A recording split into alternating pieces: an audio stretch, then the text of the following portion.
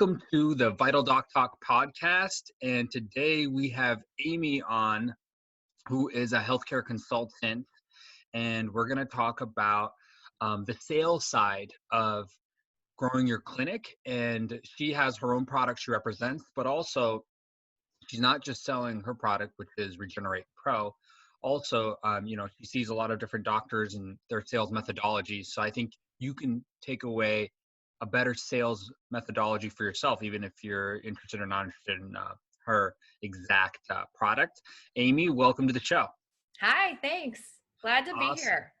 Yes, I'm happy you're here as well. You are like one of the most prepared of all time, and this is fantastic, by the way. I think, if anything, probably everybody's problems in business come to the lack of preparedness, and you nailed it. So guys, when I sent her an email for a podcast episode, she shot back with like, here's the 7 topics we should talk about. Here's my background, ABC. I was like, this is great. Like, I love that. So, Amy, why don't we get a little bit into your background? Why don't you tell me about what you've done in the past and how it's led you here? Yeah, I'll give you the brief point of 5 decades. Really the love of the body, what affects our body, what affects our health started when I was 12. Back in the 80s, growing up in Iowa, we didn't have the internet. So literally it was just figuring it out on my own with the tools we had. And I started workout programs and for myself. And really started looking at what is the word vitamins? What does this mean? And, I grew up on a straight sugar diet.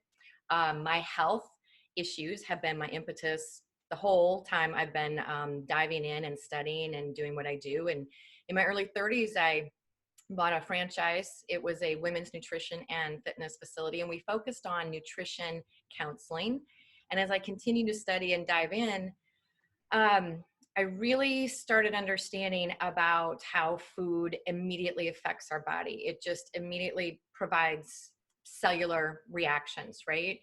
And I also then transitioned into being a consultant for solopreneurs. So I held masterminds. They enrolled with me for a year. We worked together.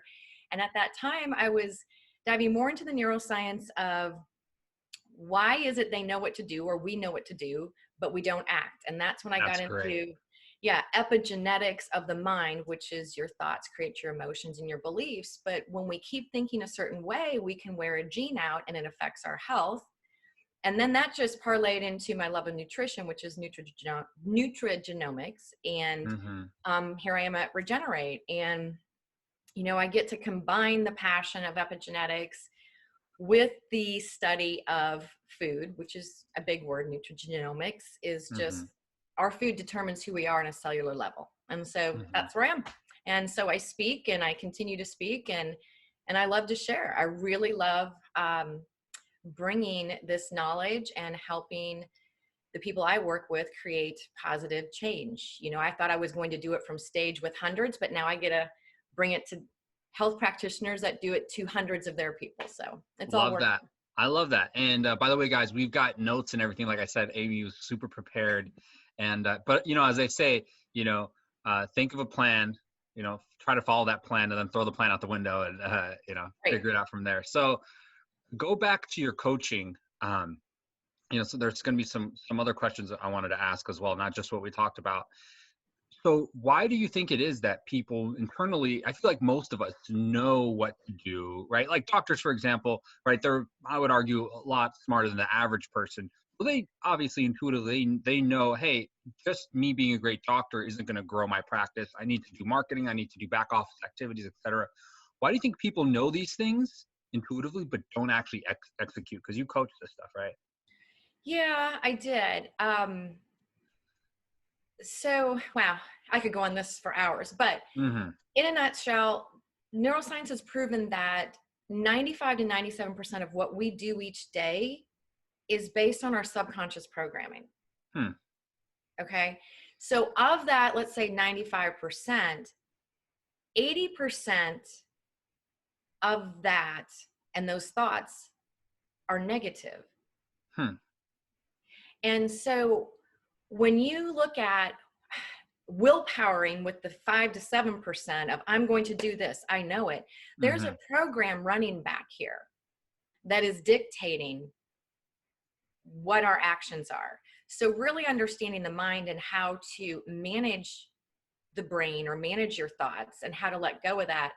And then that kind of parlays into the epigenetics. I mean, if we keep thinking a certain thought, it's going to lead to certain emotions, because thought is energy, right? And emotions is actually just energy too, but we call them emotions to title them fear or joy or whatever, right? Interesting. So if you have a thought and you keep thinking it, you're obviously going to create an emotion to go with it. If you do these two things long enough, it becomes a belief.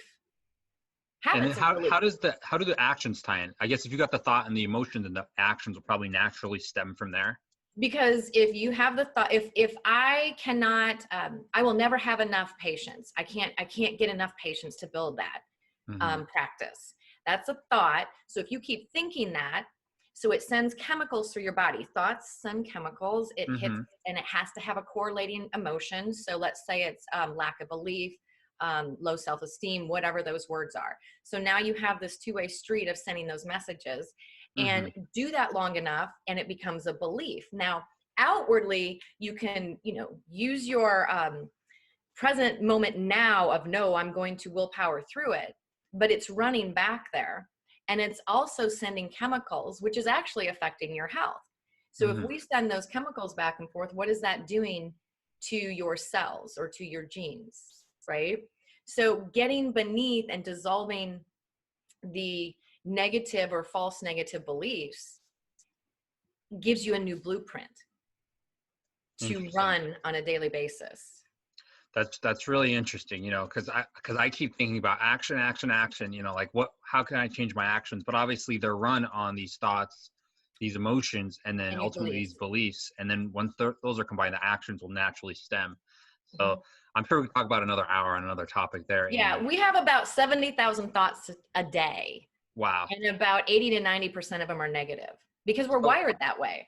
So then as a doctor, right, like I'm putting myself in the shoes of a doctor, where do I focus my thoughts and beliefs? And sorry to take it to such a side course. I thought this was really interesting, and we can go back to Regenerate Pro.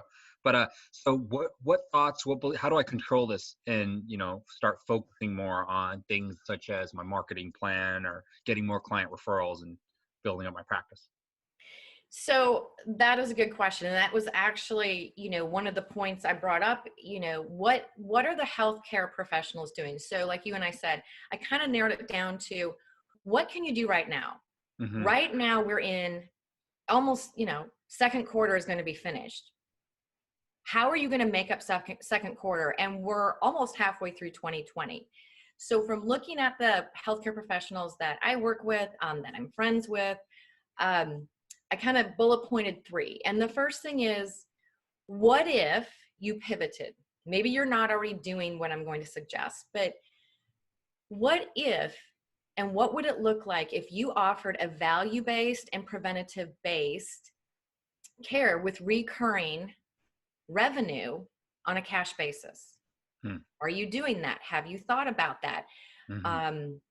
A year ago, so I read a report that Forbes did, and they do a health report every year, and it's been about 10 years, and they're about 98% accurate. So a year ago in March, they said telehealth is predicted to increase 30% and hit 25 billion by the end of 2019. And this was before coronavirus. This was in March of 19. If it's 3%, I'm just obviously, and now I'm throwing numbers at the wall, but it's probably at least double now for telehealth. Yeah. That has been, pushing people into a market that maybe didn't want to go there. And I'm not saying you have to, but what I'm seeing and have been seeing are the healthcare professionals that are embracing that trend are surviving and thriving. And then, how should a healthcare professional position themselves? And this goes to your point. So what do we do? How do we market? How do we do this? Well, yeah, my question is, where do we start, right? So I've got these thoughts, I've got these emotions and beliefs, and do I just take a deep breath and then like Jessica Wendling, she was on, right? She said, take deep breaths, calm yourself. So where do I start? I guess that's my question. Yeah. And that, she's very accurate. I saw that.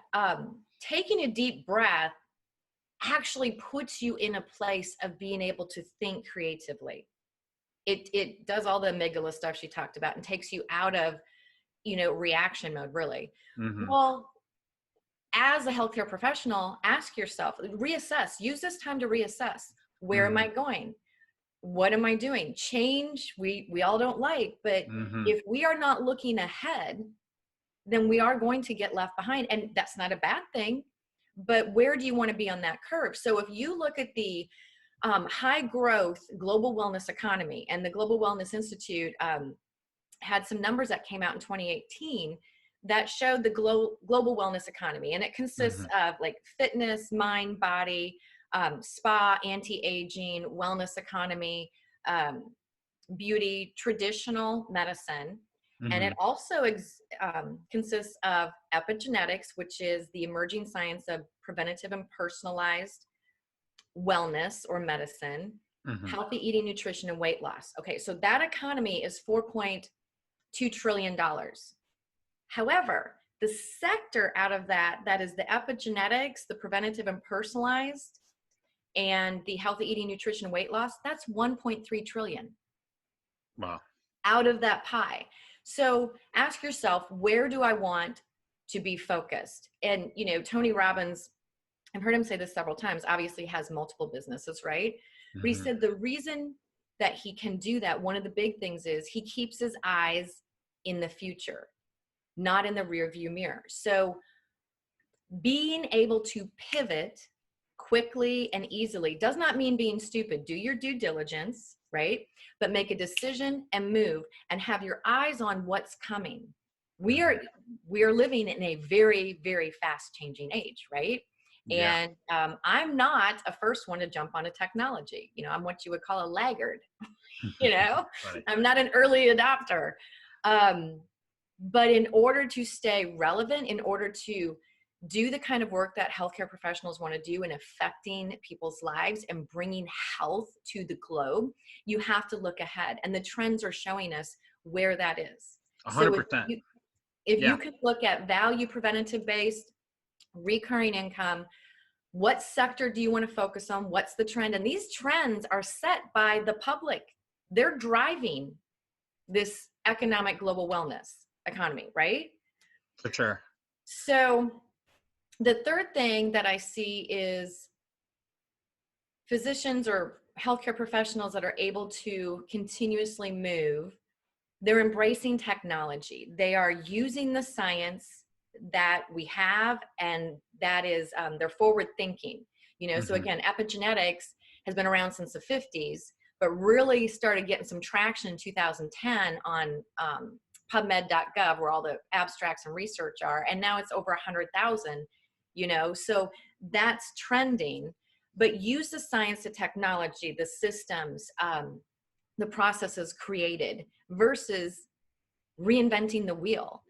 The quicker you can adapt to what is, it saves you the time and money to implement that. And when we're able to do this, after doing your due diligence, if this is the route you want to go, then embracing that and moving allows you to unfold with what is unfolding in front of you for your expertise. That makes a lot of sense, right? And you've got to position yourself for the future. When I asked where do we start, and you talked about how you take a deep breath and then you think about the future. Where is it going, right? Like Tony Robbins does, and then that's what we have to position ourselves for. And with Corona, you're kind of forced to do that now, right? And so why don't you tell us a little bit more about, I guess, Regeneratepro and how doctors can use this as a potential, solution to increase their business while times are tough. Sure. And if I can just kind of go back to your point of using this time, I think, and I do want to mention, if doctors or healthcare practitioners have not been able to before and can in this time, look at in terms of how can I collaborate? Masterminds may not be as popular in that realm, but when I look at the doctors that are moving forward, they have mastermind groups. You can call them accountability partners. You can call it your executive team. But these are your peers that are helping, to your point, promote personal growth, not just professional growth. It's where you can run ideas by.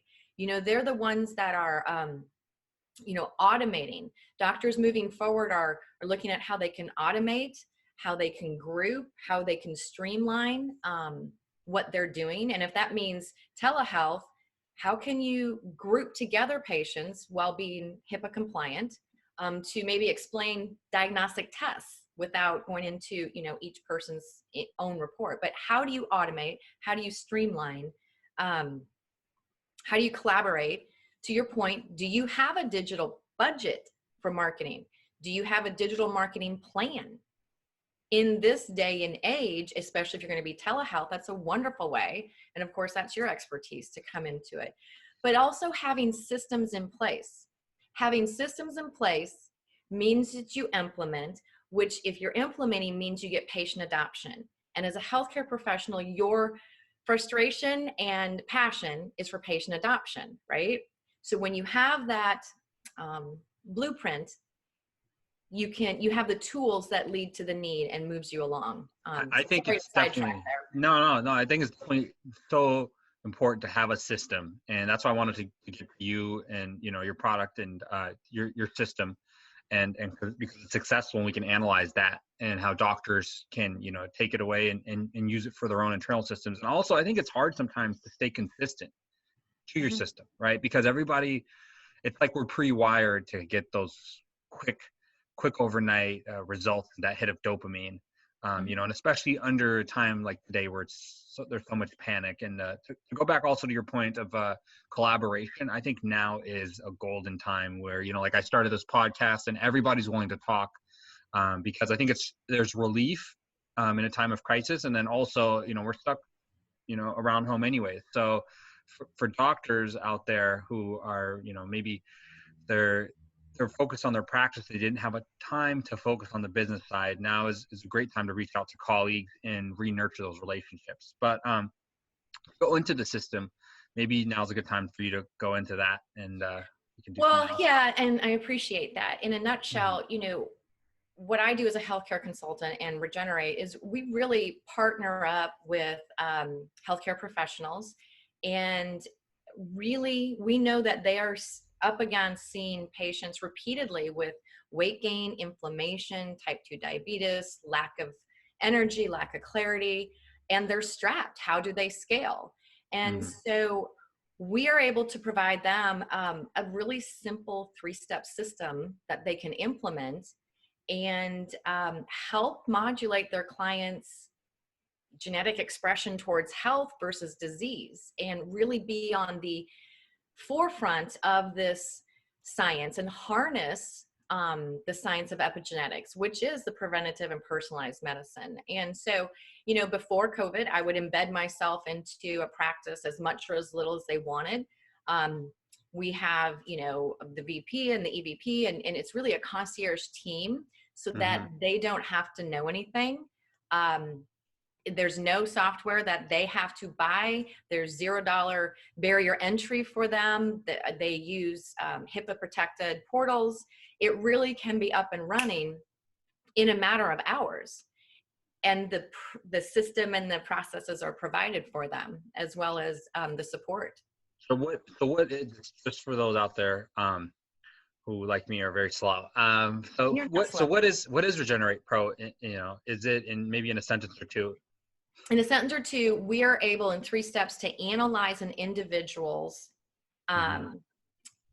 epigenetic expression, through comprehensive testing, which can be done at home, simple urine test. And from that is the key. Now we get a report of what this person looks like. What are their cells asking for? Okay. But the key is, because there's lots of good testing out there. Now that you know what they're asking for, what do you provide them in ways of vitamins, minerals, antioxidants, amino acids, gut health? They get a custom epigenetic blend of what we call a superfood or a scoop. And it's just a scoop a day, but it's whole food, plant-based, non-GMO, nut-free, vegan, really are asking for. Based on the analyze, you get the report, and now you know what to do. If you've ever Got it. wondered, I wonder what my body is asking for on a nutrition level so I can be healthy, we now can provide that. Awesome. Step one is analyze. We look at you and your genetic expression. Regenerate with a 5-day eating fast because we want to cleanse. There's a lot of science behind that I won't go into now. And then step 3 is optimize. So based on that individual's report, what does their body want nutrition wise? And it is provided to address exactly what they're asking for, the vitamins, minerals, amino acids, fatty, the things that our cells need. And then that's it. It's really simple.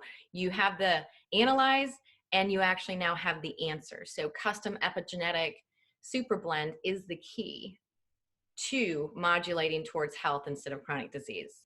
Love that. And so you got this really custom system here. And what do you think makes it so successful for, the sales part of it? A lot of times doctors hate that word sell and sales because it's like trick, right?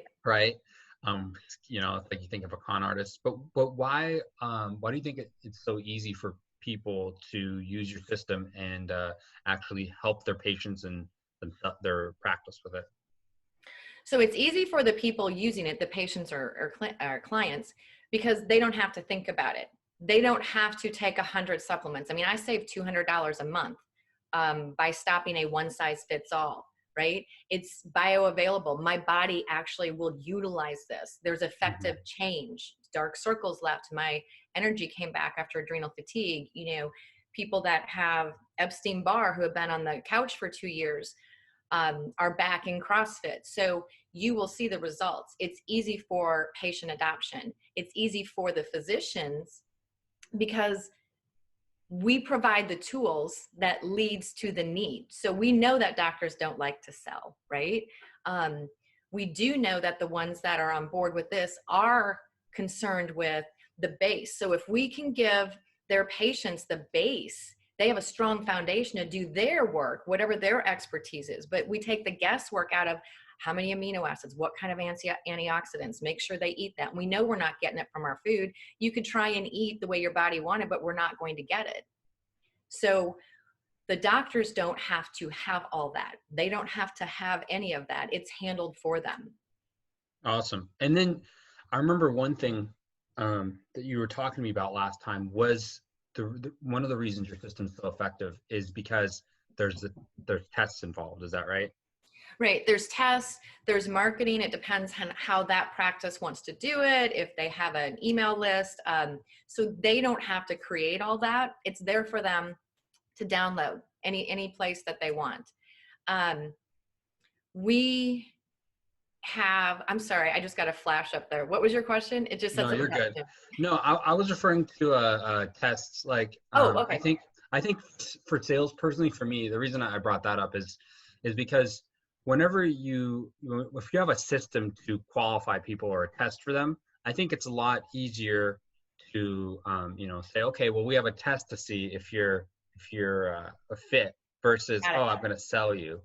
Yeah, exactly. Well, and we call that in the selling word qualify because not every doctor is right for this. So we have what's called an epigenetic expression assessment.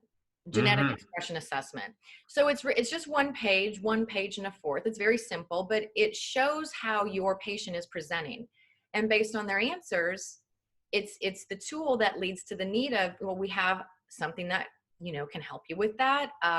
We can do the analyze test, show us exactly where all these 6 areas are. It's a very comprehensive test. You don't have to share all the detail of the science with it, but the doctor has it. So now you know exactly what that patient looks like cellularly. That's right. Yeah. And I think assessments, that's even a better word than a test, right? Whenever in the business world, if you say, oh, I'm going to sell you this or let me present, nobody wants to hear that. But if you say, hey, I have an assessment or I want to do an assessment to see if you're a fit, for me personally, that shows that the other person cares. and oh, I'm going to do an assessment, and I'm much more willing to do an assessment. It doesn't feel as weird on both sides of the of the business transaction. For patients or for doctors or even for me, for the SEO world, I say, oh, you're going to have to take an assessment to see if you actually qualify. So I think that's one key strength that you have with your program that makes it a lot easier for doctors. So doctors out there, if you guys don't have assessments, I guess look at the things that aren't selling as well and see what kind of assessments are tied to those versus those that are. Right. So besides assessments, anything else do you feel like it makes it easier for successful doctors to sell? Or maybe there's people that aren't as successful. Let us know, what do they do? Speaking in regard to this or in general? For Regenr8 PRo, and I think people can, extrapolate for Okay. themselves on their own. Well, if we go back to looking at the characteristics of doctors that are successful and thriving and talking to them, and I actually called to a couple friends of mine that are functional doctors just to see what else they might add. But it really is the simple turnkey system. I mean, if you've never done value-based or preventative, literally, this is set up like that. It's because we have the systems, because we have the 3 steps, because we know that you're seeing patients presenting with ABC. So the tool of the assessment is really to see where they are and to then provide them exactly what they need. Sometimes it may be about an education process, right? Why not just take a supplement? Supplements are not, I'm bad. I've been on supplements. However, now that I know exactly what my body wants, that's different, right? So it's actual food, it's whole food. So for a doctor that's new to this, the science and all the research is at your fingertips. We have that for you. So if you haven't done anything with a full system, then this is an easy way to start. It's turnkey. There's really not going to be any lag time for you. I think that's a great point. And last question I want to ask you is, what's something that you think all the doctors should kind of take away from this after watching this episode? But I think to finish what I was saying is simplicity. I think that simplicity is just, overlooked by most people, right? And I think Warren Buffett, right? He's like worth over 100 billion. He said humans have the perverse instinct to complicate the simple, right? And that's something that I think everybody needs to look at when it comes to sales, when it comes to the back office. How simple is this? Is it documented, right? Does my team know about this? Those simple questions can lead to big results. So, Amy, what would you want doctors to take away from this interview? To know, Well, if you could give them, yeah. one thing really important is what you just said, really, is not overcomplicating. I mean, that, not trying to be funny, that's huge. But I would like for them to take, if they haven't, take an opportunity during this time to step back objectively for this present moment, who you are, because you aren't who you were yesterday, and look at what we talked about. Have I pivoted? Could I pivot? Have I been scared to pivot? Is this a great time to pivot? And I don't know what pivot looks like for you. You can take the points we discussed, but really look at, am I scared to pivot? Or do I need to pivot and I'm ready to do it? Because a lot of times we know what we should be doing, to your point earlier, right? And we're not, based on fear. Well, what if? Do you need to pivot and move towards a different direction? And maybe telehealth is not for you. That's fine. But if it is, what would it look like? And just play with it by saying, what if? What if? It's an easier way for your brain to do it, and then look at where do you have systems? What could you clean up? What could you simplify? What can you let go of? How clean is your process in your own office right now, practice right now for, assessing, implementing, and patient adoption? What does that look like for you? That is gold advice right there, because I was talking to another doctor, and she would take Fridays off for the back office part of her business. And I told her, I was like, you need to never forget that. Like, have that day where you take a step back, or during this time, as you pointed out, take that step back and look at the whole picture objectively. Yeah. So for clear mind is a better way to put it. So thank you, Amy. And where can everybody find you? You can just reach out to me on my cell if you want to go to regenerate.pro, which is spelled REGENR and the number 8.pro. You can gain some info. And if you're like me, a type A, and you just like to have info and answers like that, give me a call, 314-504-6641. It's my cell. I'll set aside 15 minutes and answer any questions you might have. I love how accessible you are. Thank you so much, Amy. And Absolutely. thank you guys.